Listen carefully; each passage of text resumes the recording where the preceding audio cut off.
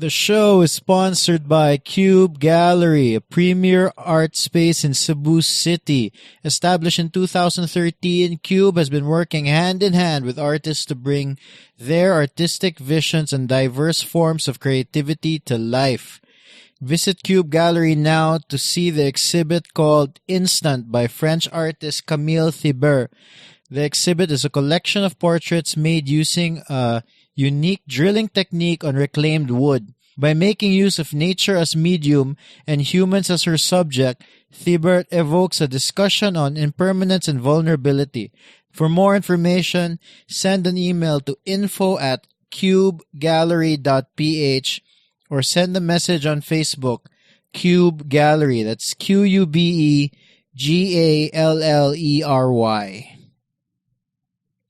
The podcast is also sponsored by Advenient, a digital marketing firm that's recently expanded operations to include European clients.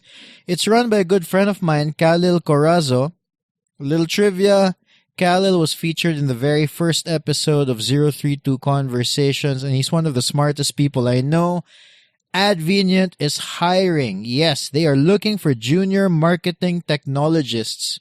If you are a techie with a creative streak and you'd like to explore the world of marketing technology, send Khalil a message at 032@corazo.org.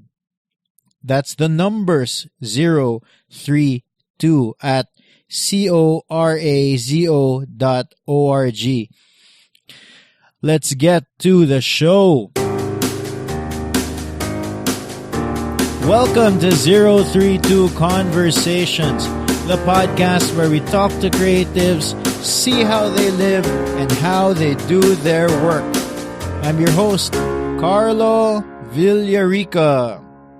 I think I'm about to catch a cold. So if I sound a little different, I am about to catch a cold.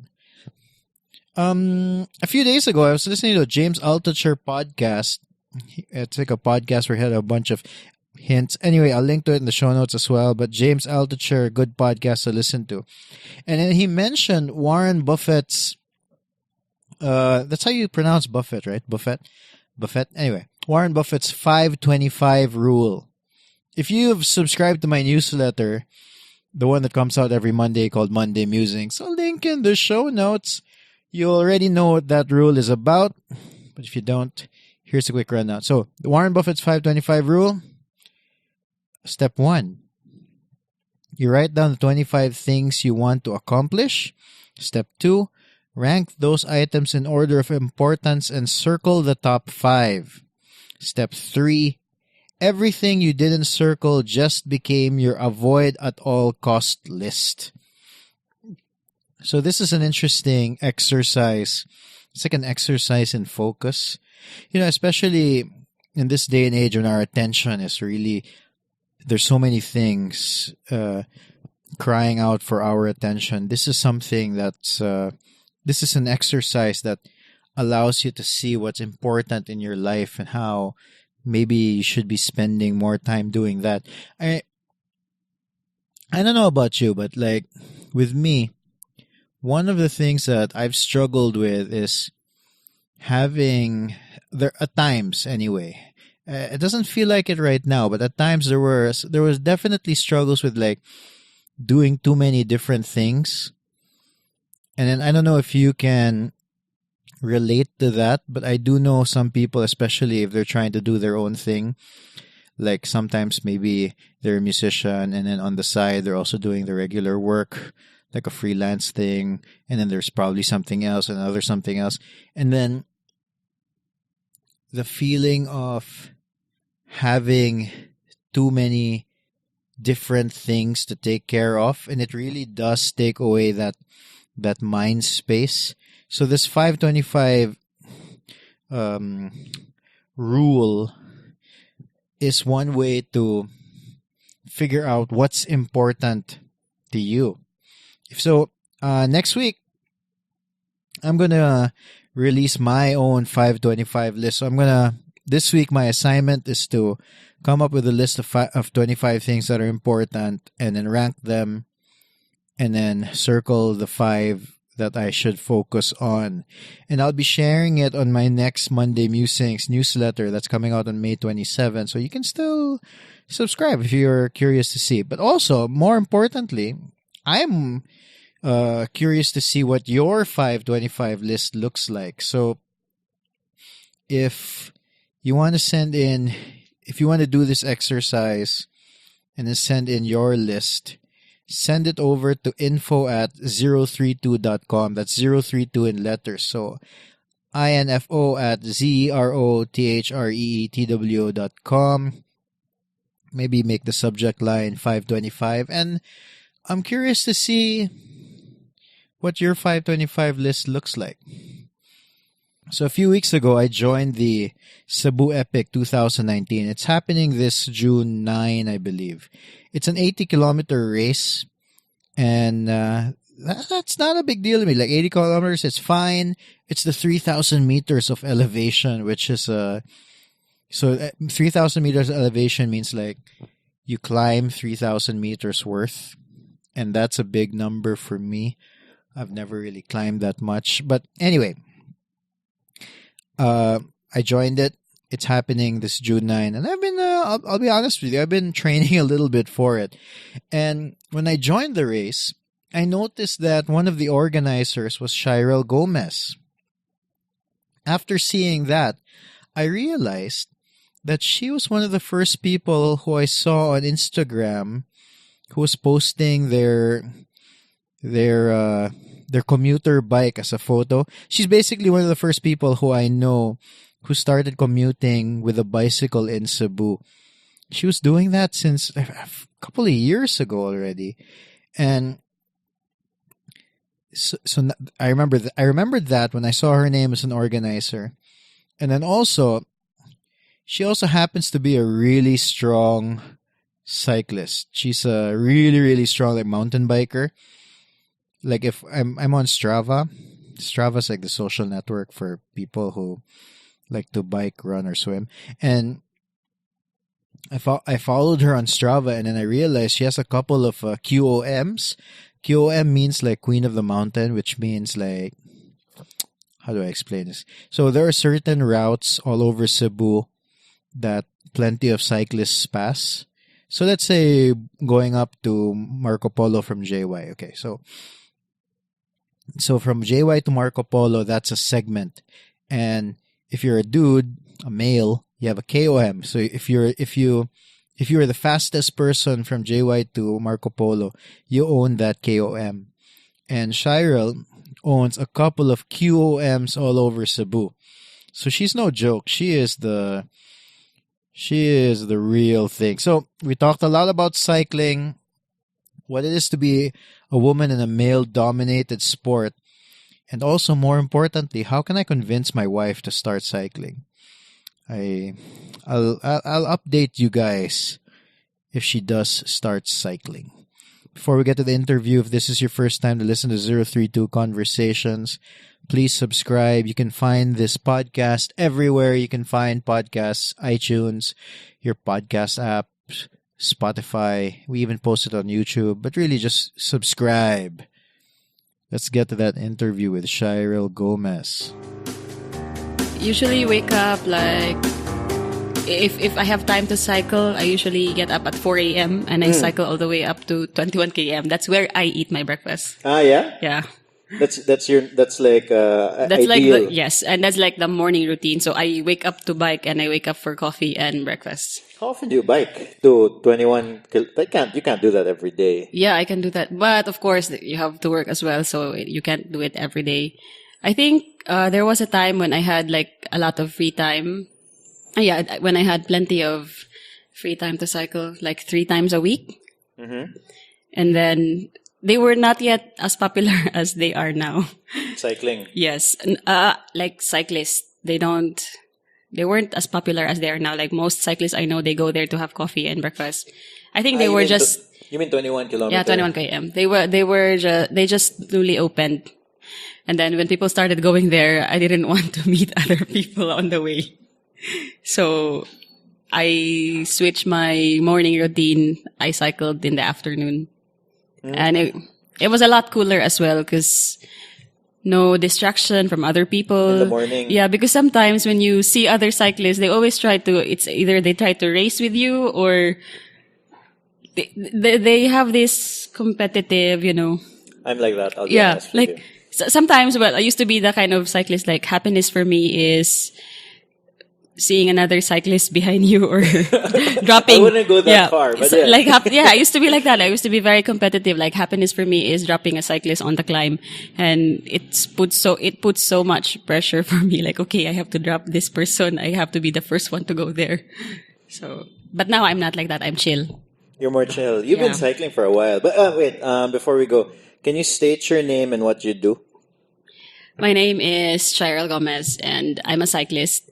And I do a lot of things for work. I do freelance writing. I also style weddings and shoot, because I work with Giselle from Cuckoo Cloud I Concepts. know, Yeah. I just realized, looking through your Instagram, I'm like, wait, is she in Cuckoo Cloud? And I Yeah. started looking, and then I'm like, they styled our, Your engagement shoot with Rainbow Fish. yes, and Yeah. then even like a maternity shoot. Yeah. But you weren't there. No, I wasn't with Cuckoo Cloud yet. Ah, okay. So, and it's very small because I met you through the blog as well. Yeah. Through 032. And I used to write for 032 Yeah, I before, know. right? Like how small is the world? And then I also met Giselle through blogging. Ah, yeah, because she's like a fashion blogger. Yes. Because I used to blog as well before. And that's how we met. Mobitaw. Yeah. And then, well, before we get to that, we're recording in Outspace Coffee and Workspace. It's my first time here. Yep. Is this your usual? Oh, I'm just checking with the time. Sorry. Oh yeah, no problem. Is this your usual hang or I don't know? Is this what is this place? Yep. This is where I usually get my coffee in Outspace. Actually, a friend of mine also introduced me to Outspace, like Rose from Runru. And she told me that her friend is opening a coffee shop. Let's go there and have coffee. Because we do the like coffee snobbing on Instagram. Like we do coffee crawling. So we've been there. Let's go to try some other place. And this is owned by my friend. So let's try. Then when I got here, okay, it's cool and it's very quiet. There's not a lot of people because I'm very introvert or selectively antisocial. So, okay, this is cool. Ganahan ko diri, minga, wala kailan ako, and then I can work paspas sa internet and the coffee is good, so why not come here? Then it turns out as well, the people who owns this place are people that's in the same circle as me. So you didn't know them before? I knew them through Rose. Like, I always hear them through her stories. Like, magkita mi ni Ani when she goes to Singapore because they were based in Singapore before. And then, okay, sige. And then, when you hear about people through their stories, and then you finally get to see the names behind. So that's how it gone. Oh yeah, but I'm enjoying the coffee. Jimbo, Angela, thank you. Yeah, thank you for the coffee. And they don't charge me food if I ask for a double shot of my espresso. Ano ba? So that's... Maybe you don't want the rest of the world to know that. Oh yeah, okay. That's a privilege, I guess, of being friends with the owner. If you're nice to them. Yeah. Well, thanks for having us, guys, for being the venue, for opening early. Yes, thank you so much for opening early for us. Well, anyway, going back, so Yes. I vaguely remember how we met. I think it was through I think we talked Cebu about... Mercado? Was it Cebu Mercado? I think we met personally sa Cebu Mercado, but Wala ka nag-story like one time for the contributing to 032? we did, but sa Twitter, but it was very informal. Yeah, lagi. Yeah, okay. Yeah, we did, but it was very informal. No, I vaguely remember like legit like meeting you. Really? Yeah. I don't remember meeting you personally. Or I could be wrong, honestly. Yeah, I think I don't think it happened. I think it was just through online correspondence. Okay. See, Yeah, this is so sa weird email, now. yeah. Okay. Kind of when you think you have these interactions with people online. Lagi. Online na to. Okay. Yeah, because so that you mentioned like so you're really like a content writer or a Content writer, content creator. So that's how I make money now. But before I started working freelance, I used to work for a corporate for 6 years. So I left all the corporate life and started making money for myself. But that's like a reality. Like that's like a nice reality that's now available to a lot of like Filipinos in Yes, general. that's true. When people say about that, there's no available work. Like there's actually plenty of work. Like if you build if you build a LinkedIn profile, that's what I always tell my friends. Like this can be an option for you if you don't like going to the 9 to 5. You can also work online for someone remotely. Like you have the freedom, you have your own time. So Yeah. wala Yeah, that siya. which allows you also to do all of these other things like katong going back to Kuku Cloud. Yes. No? Yes. Yeah, because Moto, when anyway, going to Kuku Cloud, I remember seeing you post about it and I'm like, huh, and I'm working, I mean, Giselle's great. Yeah, she is. She really is. No? And so what do you do for them, man? What I do for Cuckoo Cloud is styling. Like sa what people think man good, it's like glamorous. It's a glamorous job, the styling. Yeah, the styling thing. I mean, you've been there, you've had your own engagement shoot. Well, right? yeah, I mean, I'll be honest, I wasn't doing anything. I remember in our maternity shoot, so my wife, so me, I personally don't want to be shot. Like, I don't want. Okay. No, but then, si Steph wanted, my wife wanted, and then. Yeah, it's for the bride usually. Yeah, it really is. And then I remember, so she planned everything, and I'm supposed to wear this, da, da, da, da. I'm like, all right, whatever, I'm just gonna be here. Okay. Willing participant. Yeah, and then on the shoot, it was, so I'm supposed to wear a polo. I had a t-shirt and a polo. The shirt was like I am your father. It's like a Star Wars shirt. No, yeah, regular polo, so I look, nice. And then I remember we went up to Busay, drove up there, set for up the everything. location. And they were like, sige, Carl, wear the polo. And the polo was in the house. Ay, okay. Oh my God, that's a problem. And then, How could you do that?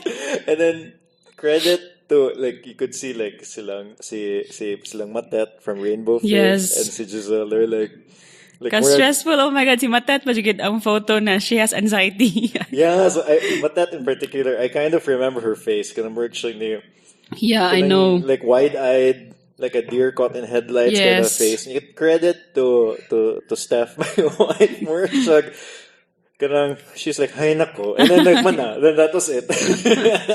Yeah, because usually for the shoots, diba, we send a mood board, like this is the outfit, this is the mood board, and then this is what we imagined the shoot to be, but like things like that happens, nga mabiyaan ang polo. So you have to think fast and you have to think of other alternative. How do we make this look like what we envisioned it to be? So that's what we do. That's what I do with Cuckoo Cloud. And then I never thought that I would end up with styling or like be in the wedding industry. Okay, murag people think I'm so, what do you call that? Bitter now or what do you call that? Kuan kano kayo ka ng non-believer daw, but I ended up working with them. Are you? Yeah, it's not that like, okay, you're the most cynical person I know, and you're in the wedding industry. Like someone I know, but like told me Cynical that in relationships, you mean? cynical in life tinghali or cynical in relationship. I don't know. Yeah, they find it weird that I'm in the wedding industry, but it's been a long journey. 4 years na ba ako with Cuckoo Cloud. I didn't realize that. Yeah. Yeah, even me, wow, 4 years with Cuckoo Cloud, that's gone. I don't know. I still cannot believe it myself, gani. Yeah, it's nice, fun work. Yeah, too. it's actually very enjoyable, and then because I love dressing up myself, so we help people look good on the day of their engagement session, and then other than that, like, because we help with like the poses, how to make yourself look smaller. That's what people always want, diba? They always want to look their best. So that's what we do, and that's what I help them with. And then Yeah, because like if especially with the weddings, it's regular people. These are not Yes. like people who are used to being in front of a camera. that's true. No. Yeah, and then to add to the what else that I do, like the behind the scenes. So location scouting, making sure everyone is on time. So there's a lot that goes in a shoot, Gyud. It's not just taking photos. It's from the location, for time, how everything is positioned, but it's not really staged, but make sure everything is natural and everyone's enjoying. It's not, oh, this is so tasking photo again. It's like smoothing out the whole process and everything.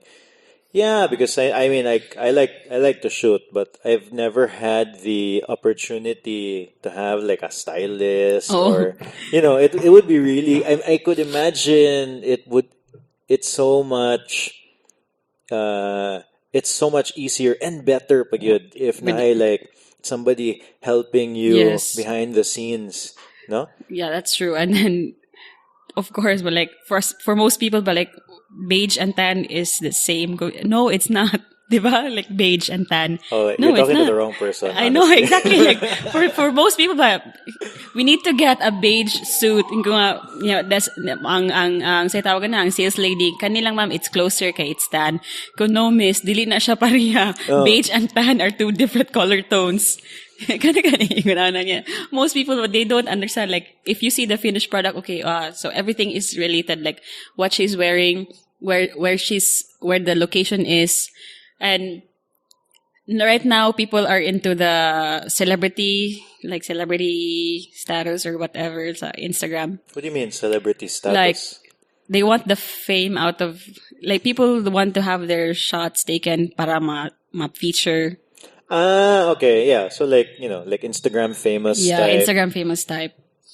Yeah, there's just like a look. Like, I feel like there's this, what I find sometimes is that, like I love Instagram, for example. Yeah. Like it's my favorite social network by too. far. But I find that there are, I don't necessarily follow them, but like there are people who are like, let's say quote unquote influencers, but all they really do is take a good photo and I like, there are some people who are really doing something, no? For example, you're really doing something. Oh, thank you. You're welcome. No, but I feel like some people are less like they're just a pretty face, and then I can understand why a lot of people like looking at it, but I don't know what they do. Lagi, there are people who are like that. Nothing against them, but matag manggod like di ba, murag ma-appeal ka or whatever. What do you mean? Like one sila nga, are you just doing it for the gram? People think you're just doing it for the gram. But actually, you're not doing it for the gram. This is really my way of life. This is really what I do. Yeah, so, okay, people think that you're just doing it for the gram. But actually, you're not, because this is really your life. Like, there was a time someone asked me, like, why do you always take bike photos? Are you just doing it for the photos? And go, no, I'm doing it for myself. And this is my life. I cycle, so this is what I love, and I'm sharing it to people. Because I have the same for the longest time, like at least with like Instagram, for example, I didn't really like, what am I gonna share? I'm just on my computer the whole time. It's pictures of my computer with coffee, and then so like wala ra, and then I started cycling, and then I realized it's a better place. The place that I live would be a better place if more people started cycling. Yeah. And then, so I thought in my head, wait, everybody is their own media company, right? Yep, that's true. true. Yeah, so I'm like, I'm just gonna take pictures of my bike or just show like on the way here.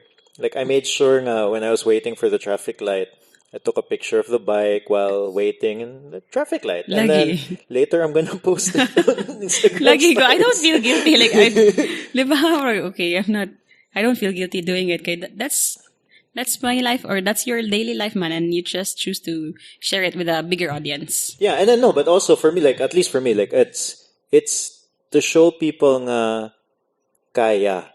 Like, That's true. I remember, in retrospect, I remember that you were one of the first people I saw who would commute via bike. Yeah. Yeah, like, I know. that I know of, diba? Yes. And then it's because you posted on Instagram. Like in the end, my decision to commute via bicycle, murag, it it wasn't because of that. It was because of something. I visited a different country and I realized, whoa, this is awesome. Like Yeah. everybody's on a bike. And then when I got back, I realized I was spending 3, 4, sometimes 5 hours in my car Traffic. because of traffic. And then I was so pissed off na. And then I was like, I'm just getting fat here, and I want to be a bike. I'm gonna bike. So I Cycle. tried it out. Yeah, it worked out. But it's important that I feel like it's not for everybody, man. That's Diba? true. But it's important that if there's people who don't know it's an option, and then if they just think about it, it could really work out for their lifestyle. That's true. It could work. It could work out for them. And I think when you mentioned that I'm the first person nga nag-cycle or nag-commute, I think I started commuting 2012. 2012. Yeah, I know. Yeah, 2012. Actually, I started cycling late na. I started learning how to bike when I turned 25. So that was like 2012. How many years ago was that? So it's really very late. And I used to have a blog, cycling blog, but somehow it was deleted. So if my friends listening, please revive my blog. No, because my friend used to host my blog, and for some reason na-delete niya.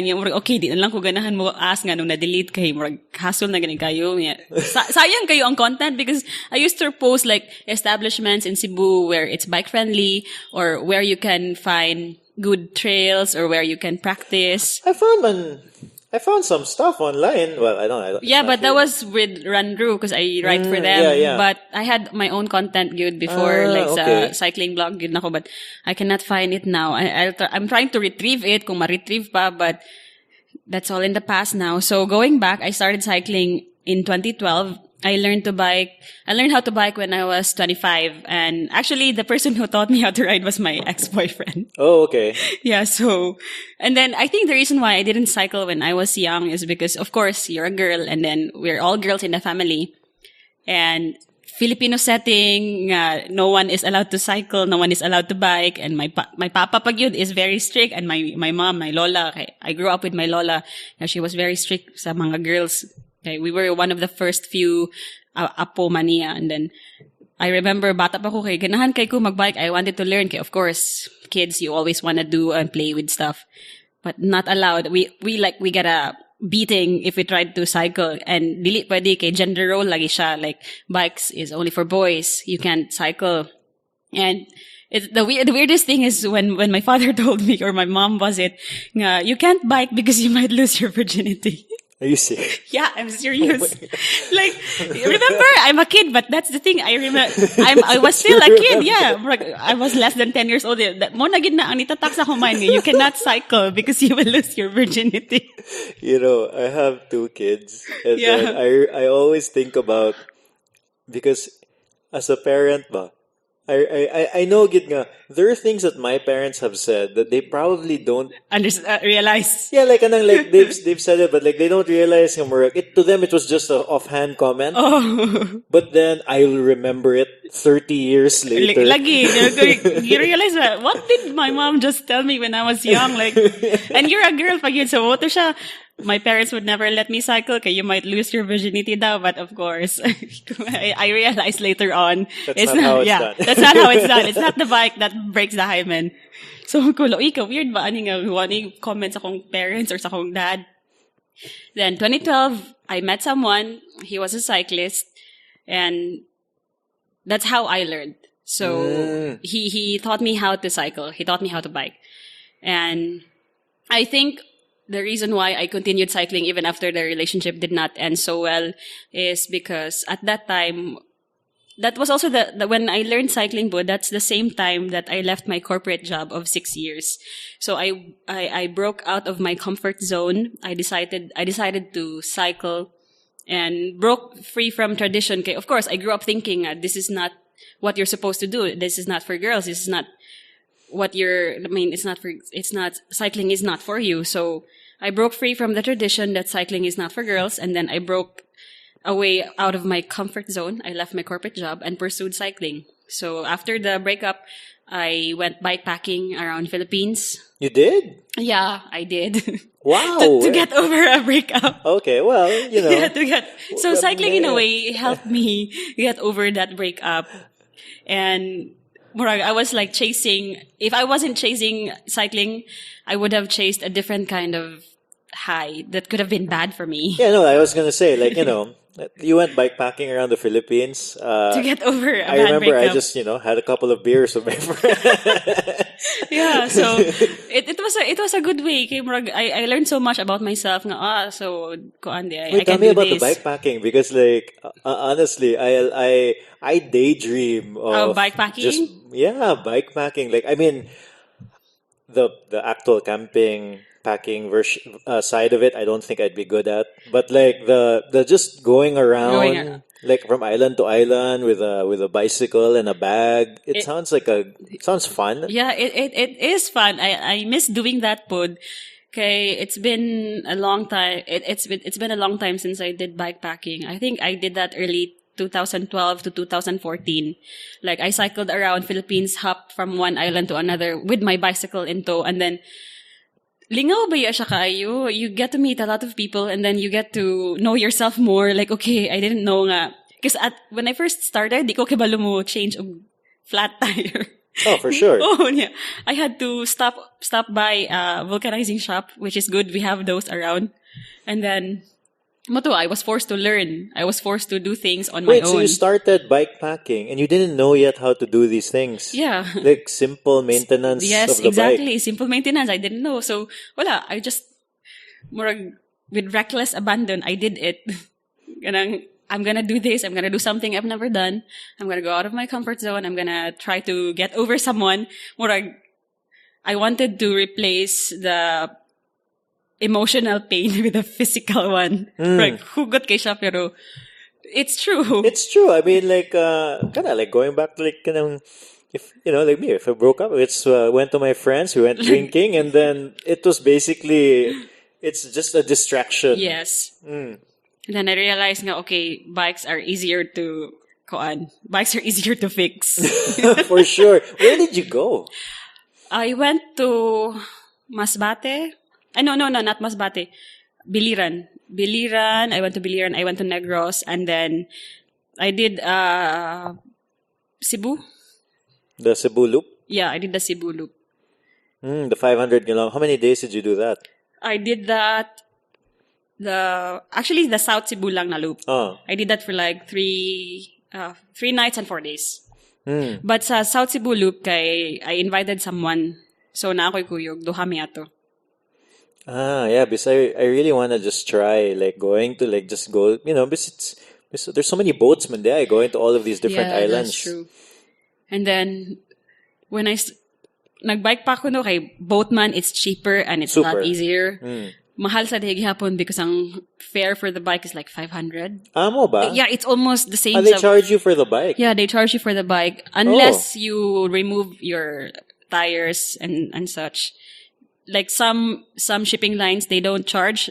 Some they do. Kokalyong, they charge you for your bike. I think it's because a lot of people really take their bikes with them. Then sa Bohol sad, I did Bohol. I did light shipping, so I went with light shipping kay they don't charge you, and then cheap ang tipod, like, okay, it's so cheap, like backpacking, okay, this is the only amount I'm going to spend. Like, how much did you so you didn't do it like kanang murag you left home and then bike back straight. No. You were doing it in like chunks. Yes, in chunks, because budget and time. And then I think for Bohol I spent like 4,000 pesos man tingali. The whole trip? Yeah, the whole trip. Kay I went cheap. I don't have to pay for transpo, and then I just eat kung asa maabtan, and less ang dala. Because I don't really have those, what do you call it, kanang bags gani nga taod like lang. panniers, oh yeah, I don't have that. or... I just use my backpack. So stressful po siya sa back. Yeah. Okay, that's what I used. I didn't have a pannier. And then when I did Negros pod, backpack lang, pack light. And sometimes it's good if you have friends in other places, okay, you can tell them, nga, I'm coming over, if it's okay, I can stay. So, Sky, what was your longest What was your longest day on the bike? I cannot remember anymore, but for sure, like 12 hours of riding. Mo ba? Yeah, that's Wala 12 ka na, hours of you riding. weren't, wala ka nag-Strava. Strava ko, of course. Strava already didn't happen. Okay, when I started cycling, when you just learn something, you're always into it. Aggressive pa kay sa Strava. So 12 hours of riding. I think ang 12 hours of riding is trying to get to Marmol Cliff in Tuburan. From Cebu, like Lahug. From Cebu. Lahug. And then a round trip sad going to Asturias. So niagi ko sa Balamban, sa sea. Going up and down. And I think ang pinaka-memorable na ko nga ride is going to Asturias. Kaya ganahan ko maligo ang taong dagat. Yan ko nga. Ganahan ko maligo ang dagat. At the same time, ganahan sa ko nga maglisod-lisod ko. So ganahan ko magi og Balamban, Trans-Central Highway. So that's what I did. I went to Asturias via Trans-Central Highway on my own.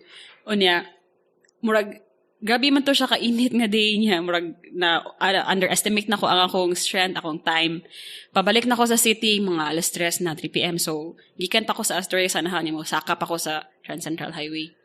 So, naabtan ko sa may Adventure Cafe. Yeah. Dapit. Hapon na jud kaayo. I had dinner there. It rained. Grabe ang fog. Ang owner sa akong gikan anog dinner, kay di na ko niya palakon. Kay mahadlok siya for me. Okay pa takay ko yung I still wanna go kay ganahan mo kumuli. Gusto kong kausara ang biyahe. Di man siya, ganahan man siya nga, dili ko mulakaw. So mo to, I ended up sleeping in the restaurant where I had dinner. Kaya di mo ko palakpon sa owner, kaya mahadlok mo siya kay foggy, ngit-ngit na daw niya. Bisan ko nung na ako, suga, ako ra ko no isa, I'm a girl. Mo to, I had no choice. I had to stay in the restaurant where I had dinner and I slept in the, inani. Natulog ko sa ilang table. Basta pagid kay ko ato kay it was raining. Wala. I had no, sige, fine. Buto, decided na jud gumuli. Kaya I didn't want to, di ko na makikasulog laing tao. So, muto siya. It was quite an experience. And the place where I slept is actually the Pocherohan near Adventure Cafe. A lot of people know that kay they always stop over. I think it's the Pochero house before Sileo, coming from Balamban. Coming from JY. Going to Balamban. Cebu City side. Yeah, Cebu City side. Yeah, because I noticed I was, because I like to keep track of my rides. I really just put it up on Strava. Yes. No? And then, it's just after a year, I'm like, oh, this is how many kilometers I did. I don't know. It might be a competitive thing. But anyway, I noticed your name pop up in a few segments. You're no joke. You have a few kanang QOMs. Yeah. Kanang Queen of the Mountains. That's Queen of the Mountain, diba? Yeah, Queen of the Mountain. Yeah, so which is if you're listening and then you don't know, so Strava keeps track of your rides, and then all over the world or Cebu, there are different segments that are user generated. So let's say this road that a lot of cyclists like to pass, let's say Busay, yes, from JY to Willis. So they'll mark that road, and then you can see all of the previous the previous cyclists who passed there and then who logged it on Strava and then their best times. That's true. No? And then your name pops up quite a bit. I've discovered a few people through Strava. Through the Strava. Yeah, because of the segments. Because you want, when you finish your ride, you would check the segments and then, okay, so let's see. Where am I? Where do I stand in the segment? That's how you would know who else is this guy is better than me or this guy is faster than me. So the next time I ride, I should make sure that I'm on top of the food chain. Yeah, because that's how Strava works. Yeah, for some people. That's how it works. But what my favorite, I can't deny that I'm also quite competitive. Yes. So there are certain segments that I've starred. And then, when I go there, I'll be like, all right, I feel good. I'll just go all out. Yeah. No? But but I like to use it, especially because I've only recently started exploring that whole other segments. No, the whole just cycling around Cebu, because I've been biking maybe for 2 years now, but for most of that, it's just around the city as a commute. Yeah. Not really exploring what's out there, ba? Just for commute. purposes. Yeah, and then I realized, wait, there's a lot of cycling in Cebu. Yeah. So I bought a geared bike and then started exploring. And then one way for me because I don't know anybody. I really didn't know anybody who cycled. Oh. So I would just look at Strava and then look at the segments, look at the people who are in the top whatever. And then I would click on their ride, and then I would look at their route. That's how I discovered that there's a route from Naga that connects to Trans Central Highway. Yeah. Like I didn't know that. Really? Yeah, so murag, I looked at it. Oh, this looks interesting. And then I looked at Google Maps and I tried it out, and then went there, and then murag lingaw siya. Yeah. And then you realize that number one, not only is Cebu small, but there's so many places that you don't know exist. Yes, that's true. There's Diba? there's so much to explore in Cebu. Like mo na magud sila Cebu. They just know the highway. They just know like the usual like Busay. But when you check on Strava, there's more pagidiay. There's so much. Even sa Talamban area. Talamban is crazy good. Exactly. Bisan ng like Consolacion, for example, behind SM Consolacion, there's so many trails to discover there. And in Talamban, daghan kayo. That's where I usually practice. Okay, there are a lot of steep climbs, and then grabe sad ang mga climbs sa Talamban. Crazy. Whoever designed some of those roads in the Budlaan area should really go to jail. I know. I know, but it's good man sa, di ba? Okay, it's a challenge. But Budlaan used to be kanang barangay road, barangay fire road. Karon kay it's all paved. I heard. And then some of the routes in Talamban, it's mostly paved, maybe not 100%, but like 70% of it. So gamay na lang ang mga off-road, like rocky section. Like they tell me like Guba used to be off-road. Yes, that's why Guba ang tawag sa road or sa lugar, because Guba ang dan. Like rain rats, rocks. So kuan jud siya, it's challenging if you have a mountain bike, kay you have to think which line to take, and mo na siya. Yeah, no, because I only went up there and it's basically paved the whole way na. Yeah, but it's still sakit sa tuhod. I don't know, I like Guba.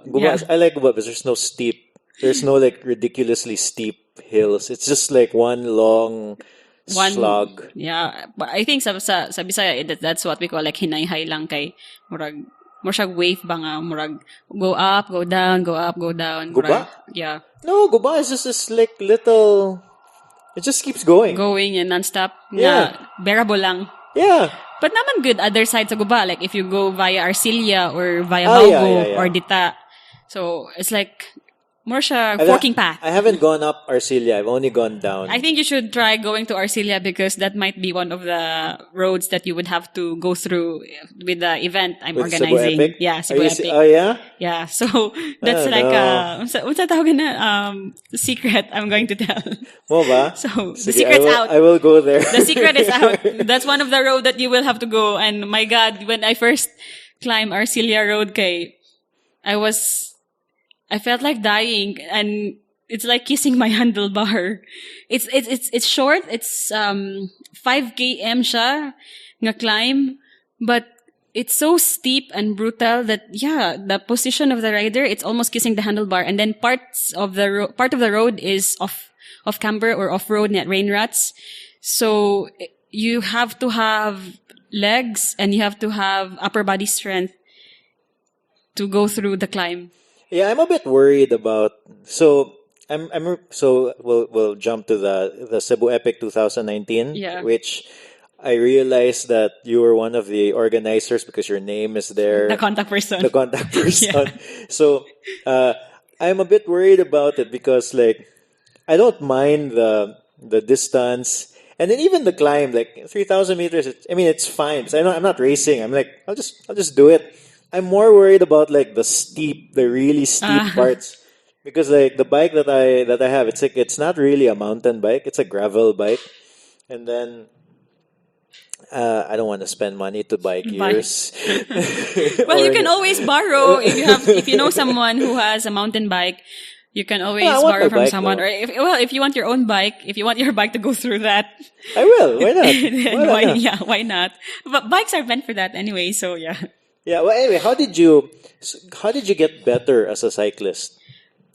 Um, that's a good question and how I got better because when I started, I barely made it to Marco Polo. Yeah, like most people. Most people are Yeah, like I that. barely made it to Marco Polo. I think, like I was determined. Like if you cycle and then this is where you've been, this is where you've reached. Like nakaabot na ko og Marco Polo. I want to go beyond that. Consistent cycling, and it helps if you ride with other people. Pod. Okay, they motivate you, and then you have okay, because cycling is really a very lonely sport. Won't you agree? Because well, unless you prefer being alone, which is okay as well. But you're on your own, man. Good, and it's not like it's individual sport. Bitaw, you It don't really is. It's hard to. Um, it's hard. I noticed that, like when you're doing like a route, and if you're with on your other own. people, it depends on like what they're into. I noticed like, for example, like road cyclists and mountain bikers, they're totally Yeah, different totally people. different people. So road cyclists, they just want to go, Yes.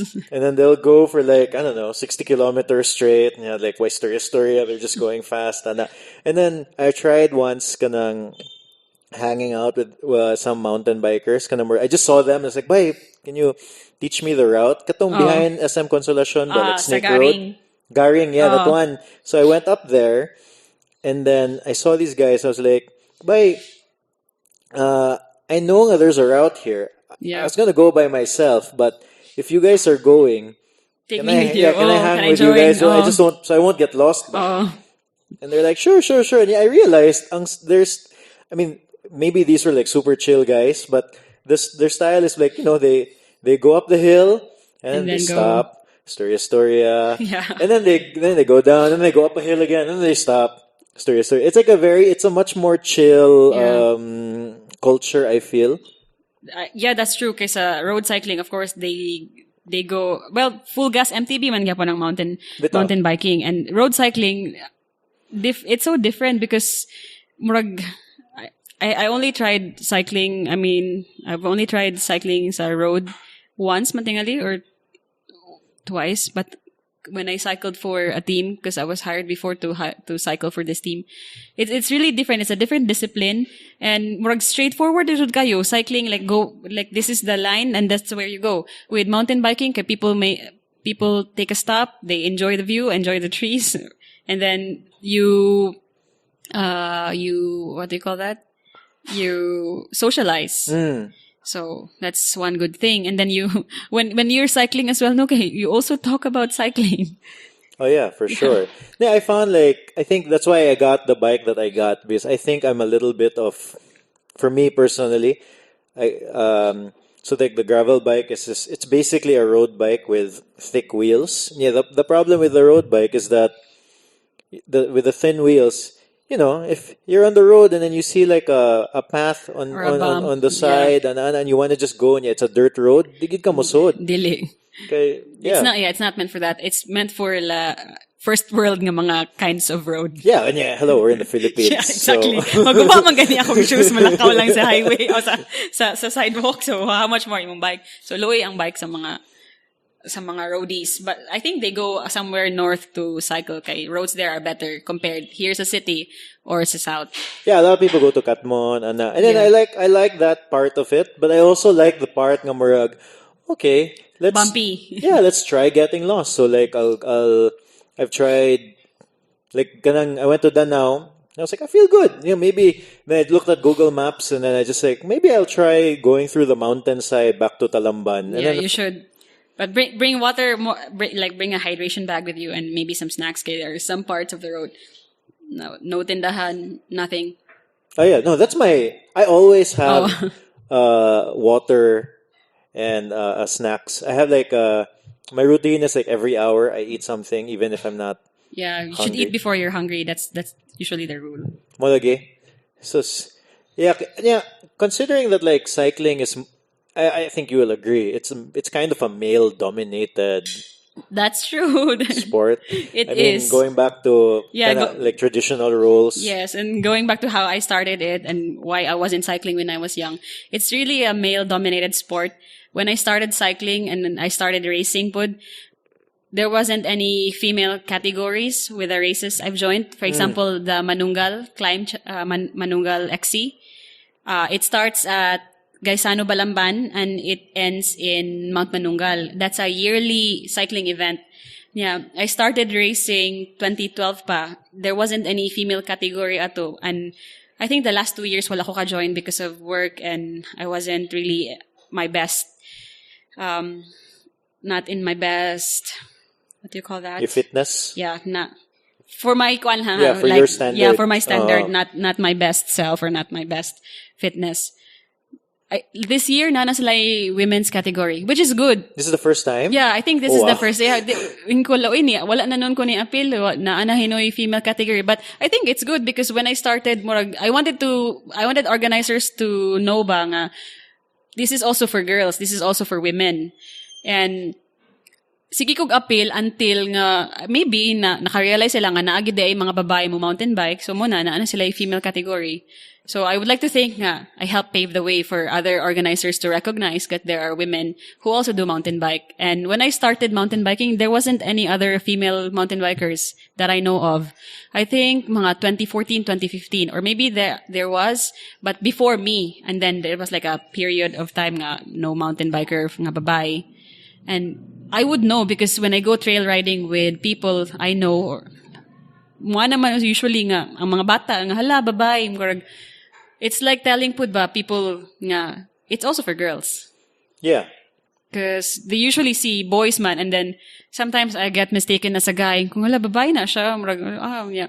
Because you're wearing a helmet. Yeah, because you're glasses. Yes, and they don't know. You're all covered up. Oh, yeah. There was a time I decided to make my hair longer para people know nga, this is a girl riding.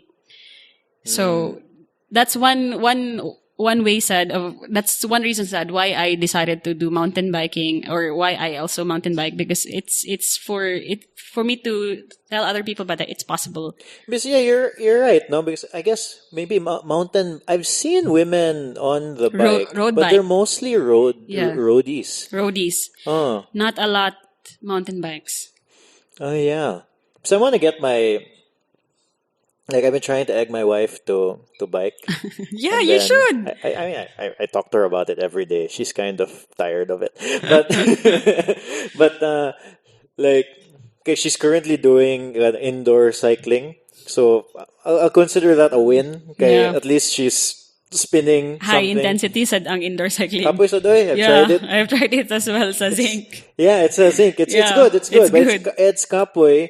But I mean, I think I prefer just going out Go, there yes. and then seeing the greenery and then the quiet. But it's good exercise, gets your heart rate going up, no.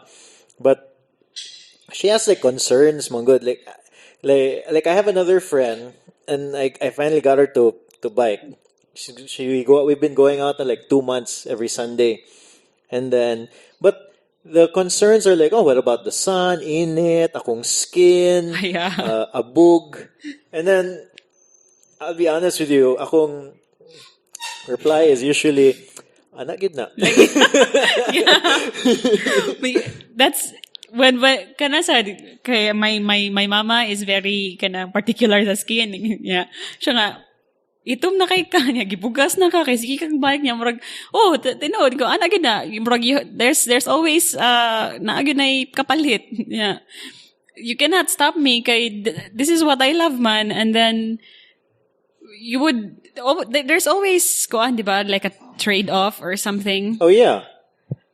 And it's just sun. You can always put sunblock. And abog man gyud ang Cebu. You can always do your skincare after cycling. But the kind of enjoyment when you're cycling and when you're riding, it's a totally different experience, and for me, dili siya kabayran. And also, I feel like there really is a sense of accomplishment. Yeah, that's true. Yeah, because you mentioned the first time you went cycling, you couldn't reach Marco Polo. That's true. And then I know nga for a fact, like I have a cousin. I'm just trying to convert everybody to bike. She's Really. like- So I have a cousin. Yeah, she couldn't get like kanang she tried to go up Marco Polo or siya, and then she kept going a little bit, but after city light, she's like, you know what, inani mada, I'm gonna go. Balik na siya. Balik na siya. But then now she can do it. She went all the way up like right before Willie's. Yeah. Like right before That's a Chateau good de Busay. That's a good improvement. Oh, and then no, but I forget manggod nga these are milestones for everybody. Yes. In fact, pag Sunday, so I went with them gihapon. Like I'm saying, every Sunday we have this like beginner group that I go with, and then so I was like, let's just try like flats ratanan. So we just went around Mactan. And it was the first time they did 50K. Oh, really? Oh, and then it's a milestone. It's these are things that you can feel proud of, ba? That's Like when it true. happens, and then I forget You that. take it for granted lang, di ba? Like, kung ikaw, you would say nga you're more advanced than them, kaya they just started. And then, makarealize ka pa nga, you just take it for granted, but for them, it's a big thing na. Murag, I made it to wheelies, and like, manaay mga newbie mo na nga, oh my God, finally, nakabike na ko sa Budlaan niya. Budlaan is so easy. Murag, for other people, like, Budlaan is so easy. Murara na siya ka ng warm up niya. For other people, it's a big achievement. So, you get to learn sa ba the other side of things. No, And, yeah, and then like when you're cycling, it's more like there's not many things anymore where you can do something and then you're legitimately doing it for the first time, and then you can feel like it's like you're playing a video game, and then there's Yep. level 1, level 2, level 3, level 4, and then you You can level up. Yeah, you can literally Yeah. feel like you're leveling up. that's true. No, I don't know. I mean, how did you get over that? How did you get over like just being the only woman usually when you're biking? And then kind of sad, like even like let's say bike packing around the Philippines. Philippines, like i- is it a legitimate concern that you're Yeah, because you're a woman. yeah I think, yes, it can be a concern being a woman. Because I personally experienced it firsthand. Like, I was in Biliran and then rode a small boat going to Maripipi. And then, nakakuan ba ko naka-leggings, everyth's covered. Yeah, my bike, and then somebody still tried to hit on you. Murag, "Uy, seriously, murag, yeah, yagit na kay kaan na state ha." But because you're a woman, you still have naagihapon na siya nga concern. But naasad siya privilege. Nasa privilege. Being a woman is also a privilege. Like, you can always charm your way around things. oh yeah Yeah. You can always charm your way around things. I think mas daghan ang benefits kesa sa negative side. I think the only negative side that I encountered with cycling or bikepacking on my own is you get hit on and you get the attention that you don't really want and you don't really need. But mas mo overshadow ang mga benefits. So you don't think it's dangerous? You think that's unfounded? I mean, like, bad things happen, but Yeah, but bad things happen anywhere around the world, Mo but gani. I don't think it's dangerous. yeah, like in general, it's very unlikely that like kanang a lot of the conversations I have like with commuting is kanang murag, like Yeah, is they it always safe? they always ask you if is it safe. Kanang, but the usual good is it safe? Yeah, the abog daw, the heat. But I would rather move my legs than sit in traffic for like 2 hours, especially sa Salinas, Lahug, and Gorordo. Oh, yeah. That's so traffic. I would like spend 30 minutes getting from IT Park to JY. Yeah. Oh my God, that's so useless. That's time wasted. Why not spend your energy on You something probably else? take about 30 minutes if you walked it. Yeah, 30 minutes to walk or less than 30 if you cycle. And Oh yeah. you can do so much. You can save time. And then also, it's a lot safer than people think. Kanang, obviously, it's not.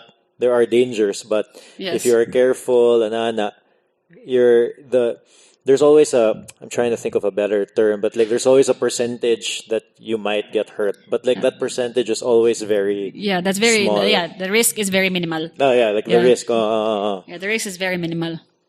And safety lang, Jude. And common sense. Kay murag dili kayo common sense lately. Like looking, diba? Stop, look, and listen when we were in nursery. That's what you would always apply if you cycle. Stop, look, and listen. You always like hand signals. Oh yeah. Oh. That's really important. So. Kinda when commuting, no? Yes. But like, but how did you get over that? Like, let's say you were joining all of these cycling events, you're even just going out on rides with other people, and then like you're just did it bother you that you were the only woman there? I think at first it did in a way, but murag comfortable raman sad good go being, because that was the time that I went out of my comfort zone. So murag, okay, I should do something I haven't done, and murag naanad na lang ko. Murag, I got used to being on my own or being the only woman.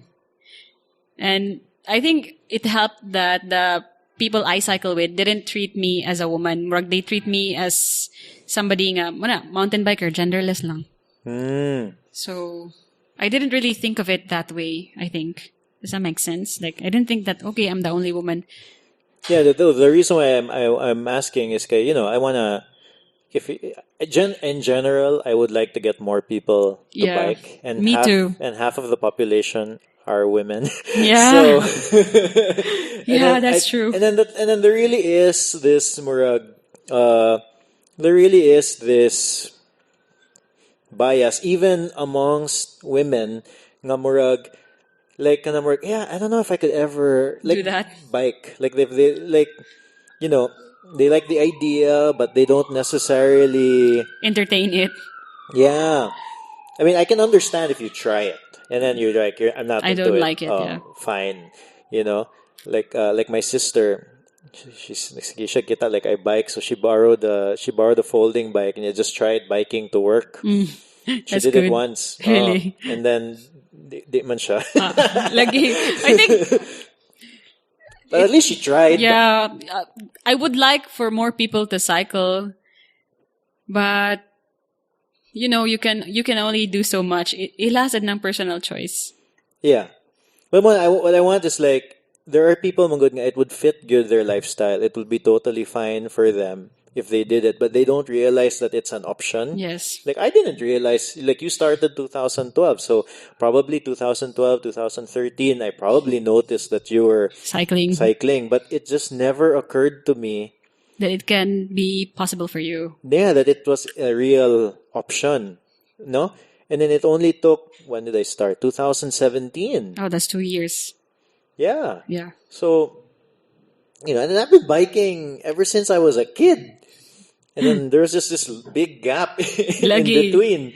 So it started out as a hobby and then it became a lifestyle. Yeah, Mona. I mean, hobby as a kid, like, I don't know. I just, I used to go out of the house and then I just go on the bike and then. Now you cycle anywhere. Yeah, it's totally It's not just fine. bike to work, but bike anywhere. Kana, that's another one. Yeah. I really enjoy the exploration aspect of cycling. I want you to teach me where those nice trails are. Don't worry, I'll show you the routes.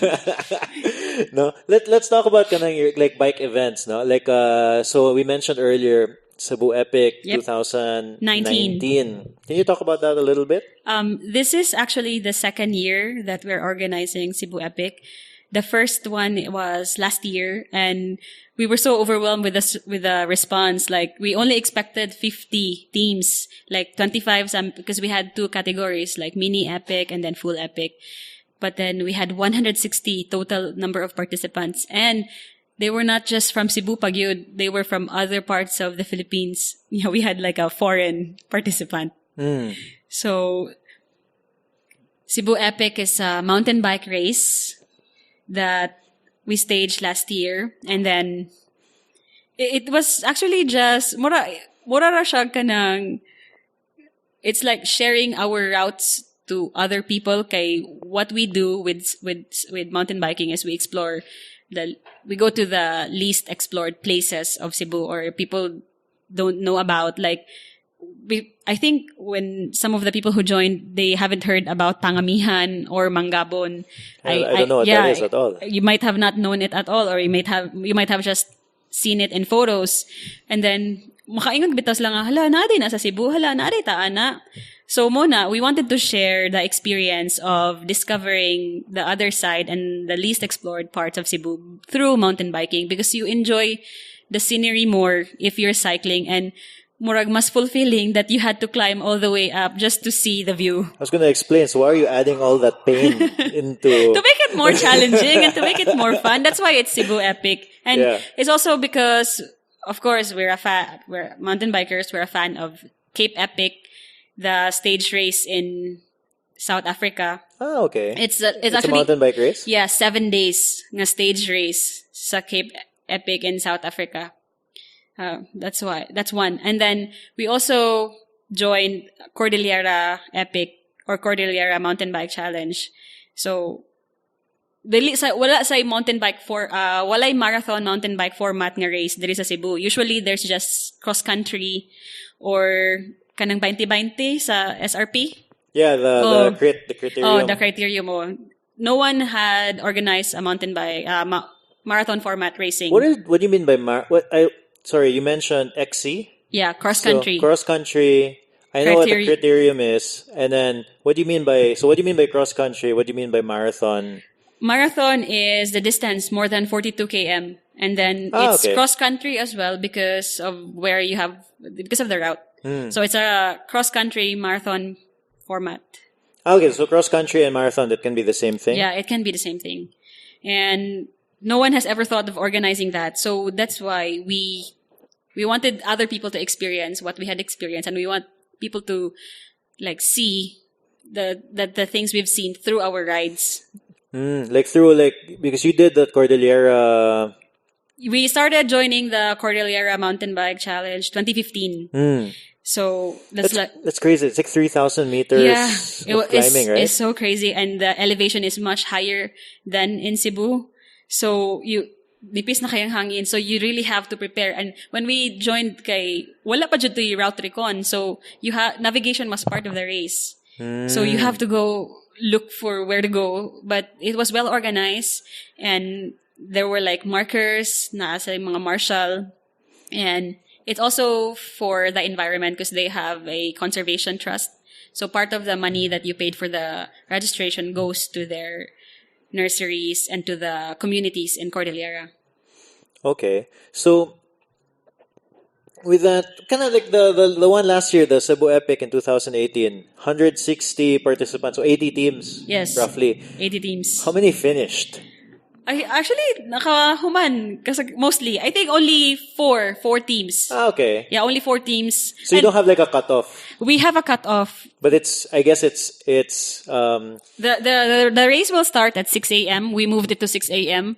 para to give time to other people bitaw who may be staying not close to the starting line.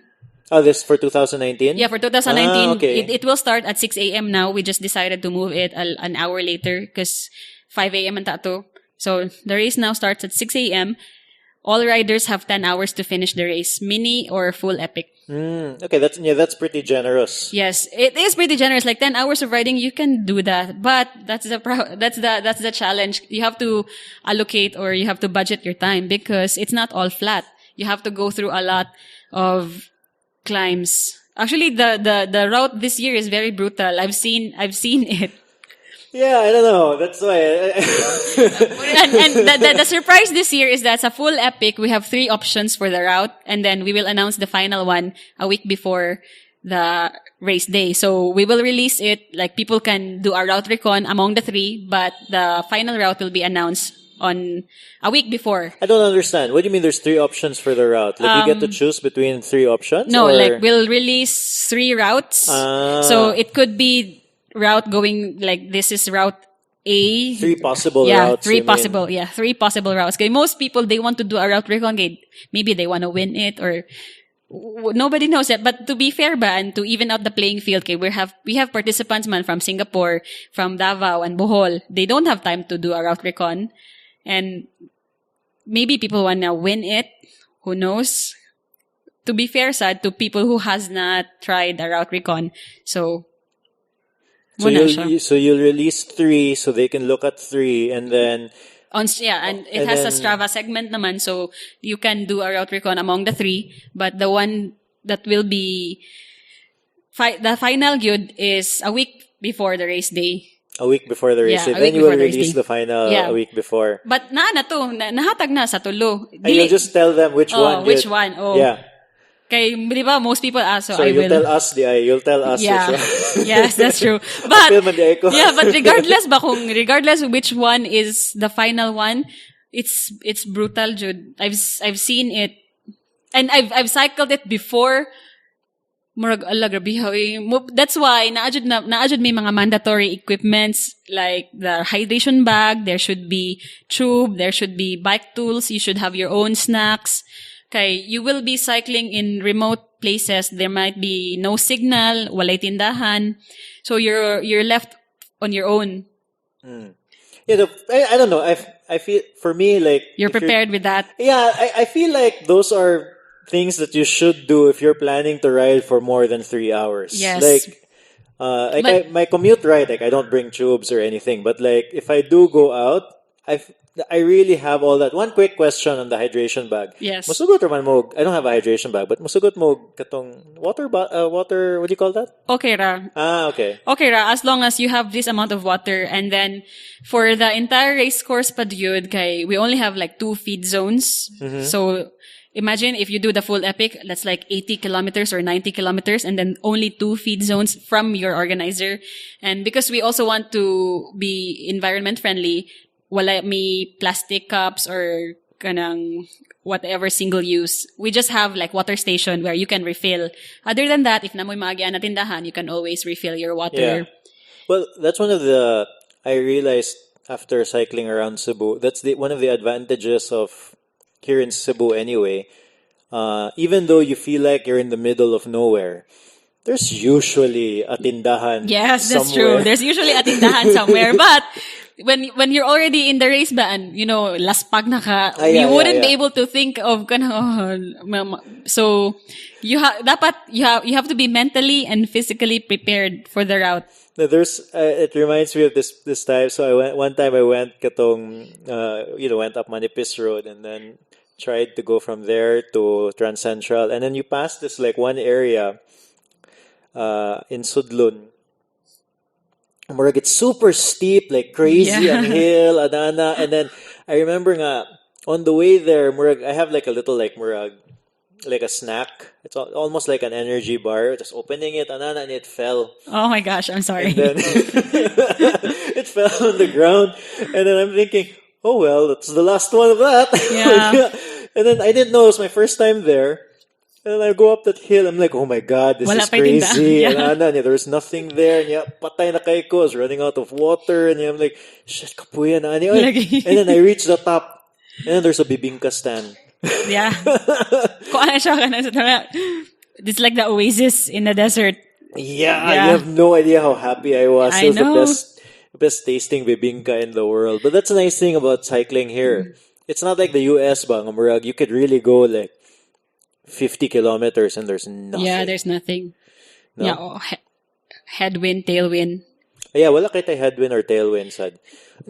So is this your first time organizing, was last year your first time organizing an event? Not really my first time, because my uncle is also a cyclist, and then he's based in Surigao. And every fiesta in Surigao, okay, he also organizes a mountain bike race, and we help him organize. So, and then I also join races myself. So I wouldn't say that it's not new to me. Yeah, so you have like experience. Yeah, like, what are the basics? But like, what is a good like bike event? Like, what do you need in terms of organizing? The reason why I ask is that like I fantasize organizing like a long, I guess I didn't even know the name, like a cross country marathon event. But in my head, one of my criticisms with a lot of these cycling events is that it's marketed as a race. Yeah. And then there's a lot of people who just want to just do it for the money. No. Or what? Just do the. They don't care about the money, but they don't care about the race. They just wanna do the route. You know when like Fun Runs was super also, Yeah. and then if you think about it, it had like really good marketing because there was prize money, but it's not it's marketed as a fun run. So you get a lot of regular people who join, no? And then I think it would be a good idea, but like if like there are these events yeah, prize money, like if you want to race it you can race it, no? But then but a lot of people are they just want to do it. Like this will be Yeah. the first time that they did 100K, and then they're training for it. Yeah, they know it's hard, and yeah, wala lang. So I'm just curious. What? It takes a lot of patience and composure to organize an event as big as this. Kay daghag newbies ganahan, and then they're not familiar with they like we just came out of nowhere. Like, who are these people organizing this event? Like, na gani. Yeah. It took a lot of patience and a lot of blood, sweat, and tears to organize it. Kay people ask you the most common or nonsense questions, and you have to be I think akong patience na test yun ani nga event. Kay people ask you the most common. Yeah. Like, sorry, I had to say this. Like, someone asked kung di ka finish, naabag yapon ko'y finisher's medal. Like, okay, do I really have to answer that? Okay, fine. I'll have to answer this. Kay this is what I do. Like, inanabito nga mga question niya. Honestly, I can't say I'm surprised. People don't read. Number one. Oh, that's true. People don't read. Like the things you already wrote, they still ask you like event details, time, where, how, registration, and then naay mo message pa yun na how to register. Oh my God. Like every link, every time you post, there's a link to the registration. Last year, pag yun, we actually had a deadline for the registration, and then people kept sending messages nga we still want to register. So moto siya nga nag-extend me. After sa deadline, nag-extend pag yun kay daghan ka ayo ganahan mo join unya. They use their connection ba like friend man ni kuan, apilo na lang nato kapuyan. Can I be the one to decide nga deadline is deadline? It's hard to organize. Yeah, it's really hard to organize, and you have to look for like suppliers for your shirt, for your food, for your marshals, and you have to think about the safety pag yun of the riders. So it's very it's complicated, but if you have like people who are very patient who's as patient as you are, then it can work. Is that why there's why this particular format is by pair? I noticed that that's another one. Like it's always like there was another race, it's by 3 people. Yeah, that's one reason why it should be by pair. Kay it's hard. It's kuan sad the places you're going, and also for the organizer's point of view, if ever something happens, there's someone to help you. Like, because it's a team of 2 man. If something happens, ba at least dili lang ikaw lang na so kay it's really guyog. a safety issue. Yeah, it's a safety issue, and also because of the route, it looks decent or it looks easy, but it's really difficult. I tell you. You're not making me excited about this But race. I'm just being honest. I'm just being honest. If you're up for the challenge, then this is for you. I would say if people would ask me if this race is good for newbies, yes, it's good for newbies, but you have to be mentally and physically prepared. Like, cycling man good is also about commitment, like committing to finish, committing to climb, especially like trail riding. Ako, when I started, I was always afraid to go down like a rocky section sa road. Mas mauna pa akong kahadlok. But if you trust yourself and you commit nga buhaton nimo, buhaton gid nimo, you can do it. And the more you do it, the more you get better. Yeah. No, well, also, these events, the reason why they're events is that they are supposed to be hard. They are supposed to feel like you accomplished something. That's true. No? Because, yeah, like, I don't know, like, I've been looking online, I notice I tend towards, like, the gravel events. They're not mountain bikes, they're not road bikes, they're like this in-between genre right now. Yeah, pero wala pa kayo siya na also here in Cebu. Like there's like an event like Dirty Kansas. I haven't heard. Yeah, it's basically a flat event, but like all different terrains. Okay. Na road, na rocky parts. I Like don't know if it's cobblestone. flat to be honest. Okay. No, like not just cobblestone, like kanang rock. All types of Kanang like mud. So you see like people carrying their bikes good over like. Yeah, that's possible. That's gonna happen po sa Cebu Epic. So Yeah, I'm kind of excited. yeah, everything. Like sometimes you ride your bike, sometimes your bike rides you. Oh yeah, yeah. I'm kinda so diba like I reached out to you because I like I mentioned I don't really have a riding partner, and then since it's by partners, in a way it kind of frustrated me. I'm like, oh man, like now I have to look for somebody, Yeah. and then so I thought I'll just try messaging you because if there's another person like me, Ana, so thankfully you guys helped me out Yeah. because you at least got my registration, and yeah, if there was somebody who would be interested, and yeah, in the end You found someone. I found someone because you guys posted nga murag there's people Yeah. who want to join a solo. They're solo currently looking for partners, and I just reshared it, And that's how then- you found. yeah, like my cousin liked it. Okay. He's like in college. As long as he can ride, then Yeah, Yes, he can bike. ride. No, yeah. Then I thought, wait, this guy is actually murag. I'm pretty sure he has the fitness to Yeah. do it. So I'm like, oh, sige. So I sent him a message, and then it worked out. But I've only ridden with him once. But we'll be riding more often. Yeah. Towards should practice. yeah. I don't know. I wouldn't call what I do practice. Yeah, I you was should just- train or train. I wouldn't Yeah, you call should it train either because it's just fun to do. Or But I like- think I should. Yeah, do long rides with your. Well, you don't have to do it together like the long rides, but at least No, that's what I plan to do with him. I plan to do long rides. rides. I know he can do it because he did Katupag December. You know that festive 500. Yeah, so he did one. the Rafa festive. The Rafa Yeah, festive. He did. He went with me once on a 100 kilometer ride. So I know he can do. So he the can distance. finish. Yeah, it's me. I'm more concerned na about the really steep. You know what? I shouldn't be concerned. If it's super steep, I'll just walk it. Who cares? Yeah, No? that's safety. Ang amo lang good is think of your safety. Yeah. And yeah, mount or dismount. And rider's preference, gina siya. But yeah, the roads are really steep. Like, it's possible man jud na moagi sa Arcilla Road, which you should really try to cycle. Kay grabe ba yan na siya Arcilla Road. I mean, maglisod gani ko niya I'm already, I always cycle there. Maglisod pa gani kapon ko ato. So, it's... Yeah, I'll try going up there. Yeah, you especially with my bike. Yeah. We're going down by problema, but it's the going up on the. You're right. What did you call it? Rain Rain rots. Those Yeah. were There's rain rots. And especially now nga sigiguan, so the trail changes. Mona. Yeah, that's a good thing. Like you will go through Kamandagan or the Tap Tap Trail.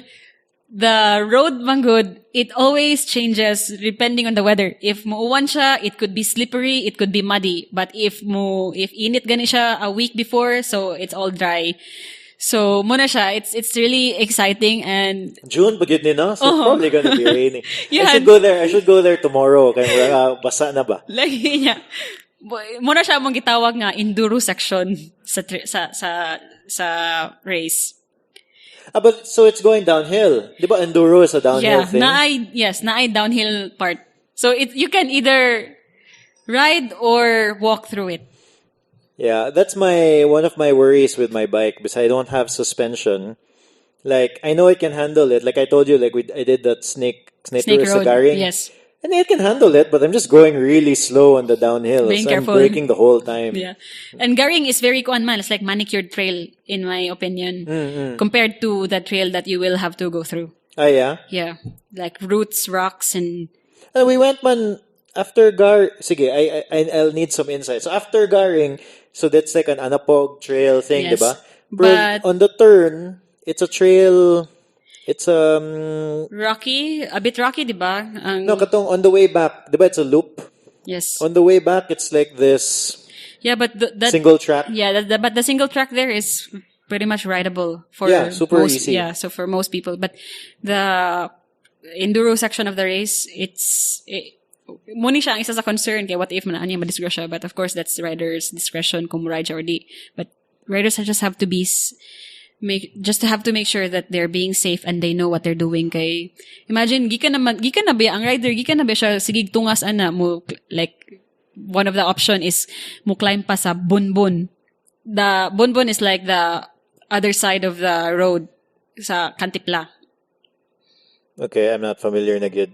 But Honestly, I don't know the names of the places. But ibutang ta lang that people know where the route is. Imagine you have to climb. Imagine you have to do a steep climb, flat, steep climb, flat, and then downhill pa. So dapat you have to be kanang. Yeah, the downhill is like an enduro. Yeah, so you should have upper body strength and then dapat di ka laspag when you're laspag wala na kay control sa bike. Yeah.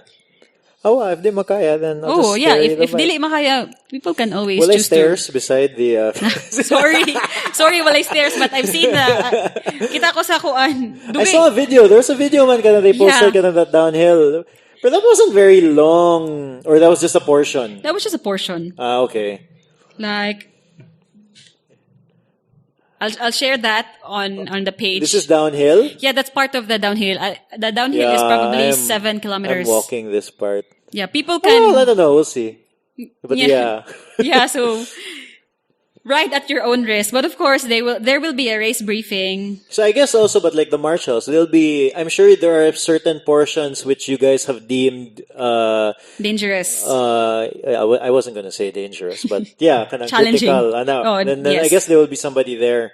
Yep, we will be putting marshals in critical areas of the race, especially kaning sa downhill section, and then like if they encounter a forking path, naasay mga marshal just to make sure nga people go the right way and nobody gets lost. I'm excited.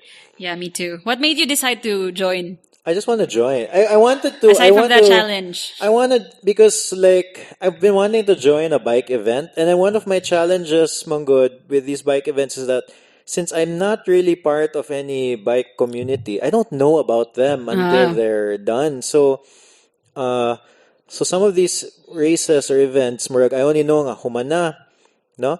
And then there's one that I wanted to join, which was that Giro de Luca in Bohol. I think it's May. Yeah. May 17, 18, 19, I think. Yes. No? They announced it pag Feb. Because I knew it was happening May. So I circled it na in my head. Okay, I'm going to join that one. And then my wife's cousin is getting married. So you can't join. Yeah. So like, okay, that's out. And then I just want to join something. I just want to join. So this is your first race, if ever. I'll be honest with you. I'm not going to treat it as a race. I'm just going to treat it as, okay, this is a big group of people. Like more of like, I don't know what the term is, like a fondo, like a lingaw, like a group ride, basically. And yeah, why man? I don't know. What were you going to say? No, because the reason why I said that Cebu Epic is organized, because we know that there will be like two types of people who want to join, like the type who would like to experience, and there's also the type who wants to win the race. Yeah. So muna siya ang mga demographic. Kay there were people like they were just enjoying, stopping, taking a photo, enjoying the view. And then there were people who were racing. Kay last year, our winner, we never expected that they would finish it in like 6 hours. And then I think people know him, si Donkey Sanchez and Manman. They were the champion from last year. Okay. Donkey even said nga he never thought that naiingon ato nga bukid sa Cebu. Oh yeah? Yeah, and Donkey is like a famous cyclist. He can do enduro, road, mountain bike. He's like an all-around guy. And like, we had a post-race interview with him, with the media ba, and yana siya nga nisaka ko no tanan buhok sa iyang lawas sa pagsigig subida.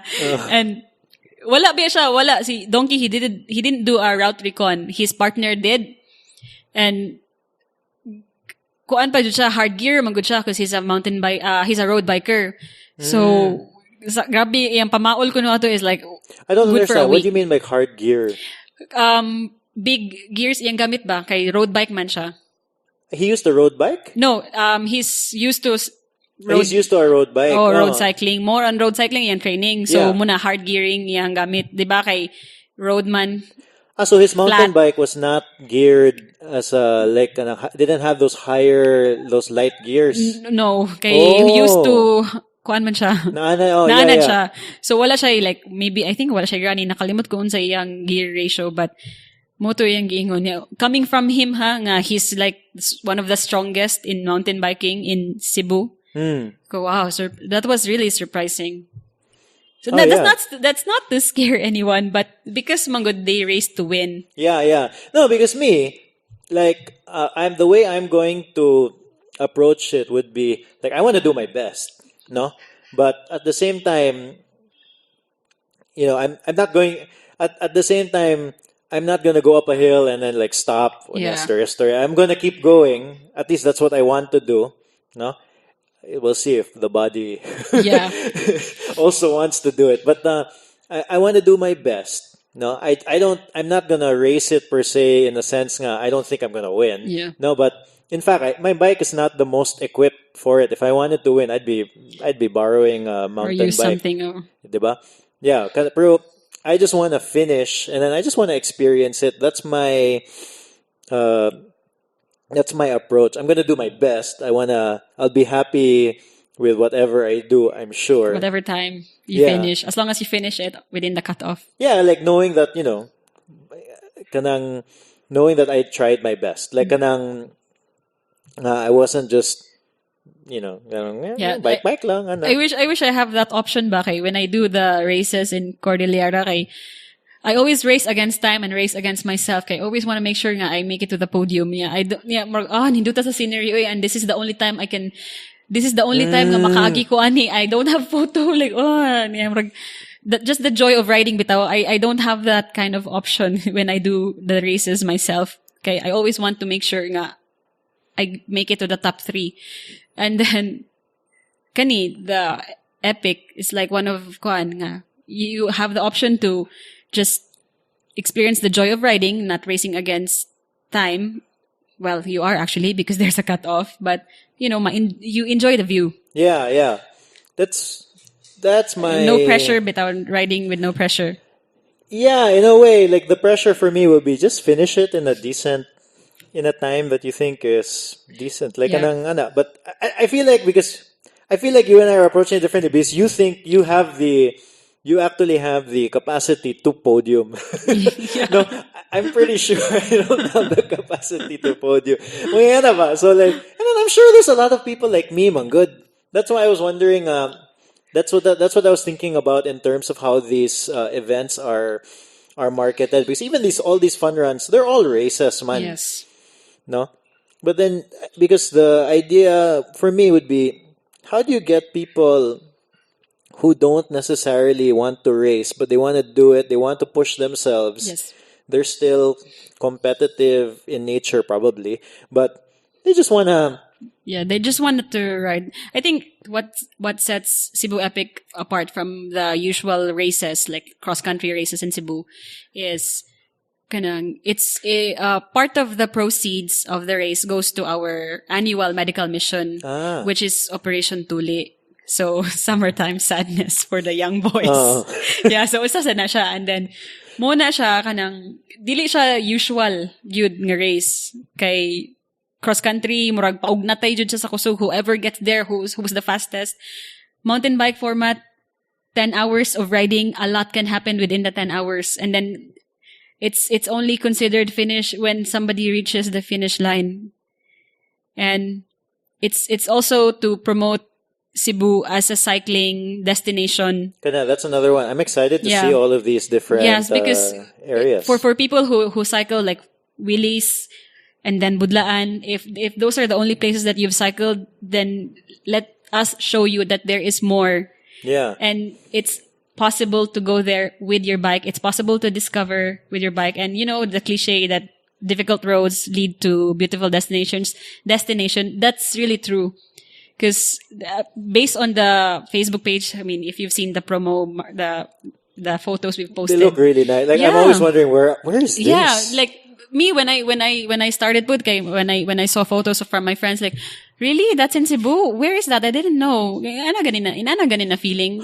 How did you like discover where all of these trails were? Like, how do people find them? Getting lost. Really? Yeah, getting lost. Like, okay, nasaag ko. I have to find my way home. So this is where I go. So it's through getting lost, and then sometimes through Google Maps. Yeah, the tricky thing with Google Maps is that the trails, like the places that aren't paved, not roads, but they're not there. Like you can't find them if it's not mapped by Google Maps and like in a road. It's not a road, but it's like a trail. It's not gonna be there. No. Yeah, like I've tried getting lost. Yeah. Lingaw to for a while. Yes, but kung dugay kay kamakahawa kay right, it's not fun Like, anymore. That to a point. I remember near Guba actually. Like I went up. See, I don't even know the names. So in the exit of Guba, there was this. I noticed there was a trail, kind of off road na trail, like going up, Yeah. like really steep going up. Kept following it, and then at some point I reached this Murag lake house. There was a lake I in the think middle of that's the mountain. the Lulier na kuan lot. Mo ba na? If you saw a lake house, because na trail somewhere in Guba, Talamban, that's privately owned by the Luwilier, and then most people go there because of the trail. Yeah, well, yeah, it was like an off-road thing going up, And then you reached a lake house. Yeah, I think you went to the Luwilier property. Yeah. Technically, I trespassed. Gani, I just went in, and Yeah, there's like but a people gate. always go there, man. Well, So, I was like, yeah, we're this must be trespassing. fine. Yeah, actually trespassing na siya, pero wala man sa mamatlong. So, okay, ragyapon. And the nindot dira sa Luwilier nga private property na trail because kuan siya kanang there's rock garden, steep climbs, routes, and it's all in one. Yeah, that's the thing. So what happened to me was I went up there, and then I just kept going up, and yeah, at some point I was going down, and then I realized nga, You're not going anywhere. yeah, like no, like dili naman ni siya So daan. so nibalik ka sa agi. No, like it was too late na. Like murag How did you get out of it? I had to. I carried my bike. Kanya murag na kanang. Sige ko tanaw Google Maps. I was looking at like murag mas dool naman ni if I just keep going. Yeah. And there on Google Maps, murag there's like a blank area. My dot. Okay, When where the you road. are. Good thing you still had signal. Yeah. Well, I think. Yeah, if you preload the map, oh my kaso. And yeah, GPS will still, as long as you're not covered in shade, nara mo gihapon. Yeah, I remember I got lost yun. I was pretty sure even a mountain bike couldn't pass there anymore. Yeah, I think because that loops to Budlaan. If you went all the way. I think I took a wrong turn. Yeah, I think you took a wrong, but you won't get lost there. Okay, it's either you get out to Baugo or Budlaan. Okay, that's the same area. So you still end up in Talamban. No, I got out. Yeah, I got out kanang that road behind North Gen. Yeah, Murag. There's like a retreat house near there. Yeah, there was like a weird, like I literally came out. In a retreat house. Yeah, I came out. Yeah. That's actually a trail. People actually rode those parts. Really? Yeah. Crazy. So, Cebu Epic is like, we take your bikes to places that it shouldn't be. So that's what's going to happen. I'm excited. Yeah. I hope I don't die, but yeah. Well, as long as you have your medical certificate, because we require that from people, and then a waiver. And we're also excited because this year we have like age categories. Last year we only had like open category, like mini epic and full epic, like winner total ranking lang with everyone. And then this year you will be ranked based on your age category. And we also included prize money. Yeah. For the champion on each category. And how much is the prize money? It's 5,000 pesos for the team. For the team. Yeah, that's a lot of money if you ask me. Most of the races they only like give like 3,000 for the winner. So we're feeling generous this year.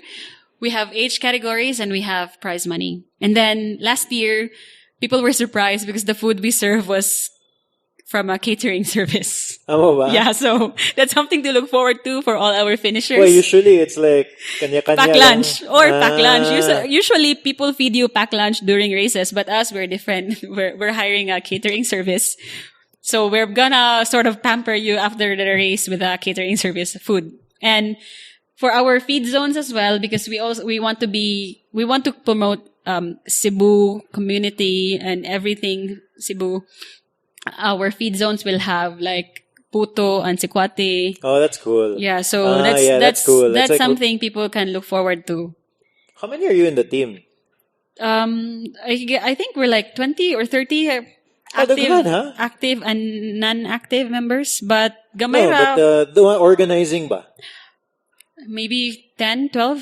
Oh, okay. And I'm actually the only girl in the team. Well. So that's why.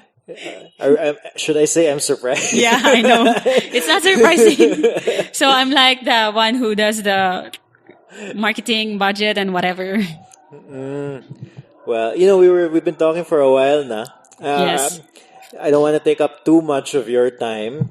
Is there anything you want to add? Anything that we may have missed? Nah, I think I'm good. Okay, I hope you enjoyed. Where can people find you online? And also details for Cebu Epic. For the details of Cebu Epic, everything's in our Facebook page. I'll link to it in the show notes. Yes, and then details of the event, race rules and registration, it's all online. And reminder, you can read. Yes, reminding everyone to read. And we don't have the paper registration because we want to do away with the paper. Less trash. So that's why. And it's more efficient. Yeah, it's more efficient as well. Google Forms. Yep, Google Forms. And that's all. Where can people find you online? I don't want to promote my social media. But okay, I'll just do it. Oh, okay. No, because I didn't want to do the interview because people are going to find out that, so she's the one maintaining the social media, because people always say, thank you, sir. Like when people inquire, they always, sir, good evening, or they always thought that it's managed by a guy. I think because it's, mountain biking always related to guys, and people think it's a guy doing all this stuff. Me, I just wanted to work in the background. I want people to know that I'm not the one handling everything. But okay, since I'm doing the interview and I'm doing it for the community, people can find me online. But they can't add me on Facebook because that's too personal. But my Instagram is Chyrel of the Islands. All right. And then they can find me through Bike Cebu, the hashtag. Hashtag Bike Cebu. Yeah, hashtag Bike Cebu. That's a community I tried to build, but I haven't really paid attention to.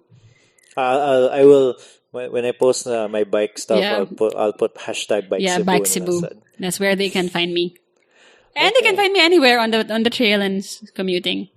Okay, thank you so much, Chai. Thank you.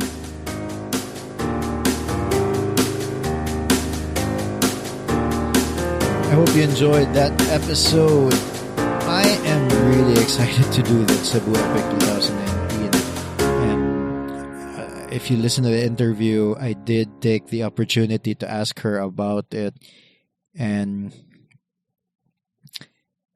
at this point, you probably figured out what route it is.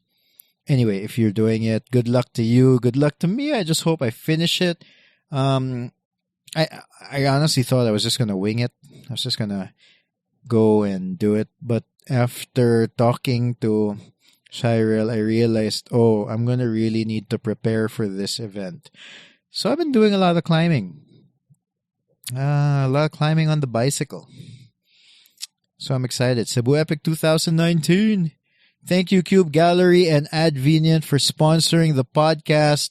The music from this podcast is Piano March by Audionautics. Also, thank you for continuing to listen. If you, the listener, want to support the show, there are 4 ways you can do so. First way is to become a Patreon subscriber. Head on over to patreon.com/032. The other way is to buy 032 merchandise at the Assembly online, assembly.032.com. The third way is to share this episode on social media. And the fourth way is leave a rating on iTunes. Lastly, if you want to hear more from me, if you're not tired of my yapping, I write a newsletter. It comes out every Monday. It's called Monday Musings. If you want to subscribe, go to 032.com/Monday. All the details are there. Okay. New episode next Tuesday. See ya. Ciao. Bye.